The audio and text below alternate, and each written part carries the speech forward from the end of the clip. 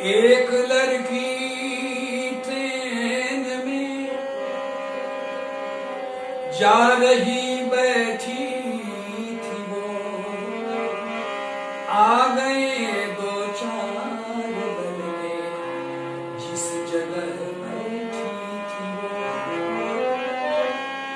एक लड़का हंस के बोला, आज बैठ सकते हम यहाँ। नाजनी भी हंस के बोली, हम मना करते आइए, ये सीट है सब जीत वालों के लिए, फिर रुकावट है इन छीट वालों के लिए। बैठ कर शब ले रहे थे, नाजनी से चुस दिया, वो भी आंचल को गिरा के दे रही थी मुश्किल। उसी समय वहां एक मूछ वाला आ गया, देख कर लड़का लड़की शब के सब घबरा गया। लड़की ने तब हंस के बोला, अजी बात देखी हमने, आ गया जब मूछ वाला बन गई पर्दा से। हम शबों से बात करने में तनिक पर्दा न की, आ गया जब मूछ वाला बन गई पर्दा नशी। नाजनी भी हंस के बोली, अजी आप मत घबराइए, आपसे पर्दा नकी क्यों उसको सुनते जाइए। मर्द से नारी लजाती, आप तो मर्दा नहीं, हम जो है सो आप हैं, फिर आपसे पर्दा नहीं।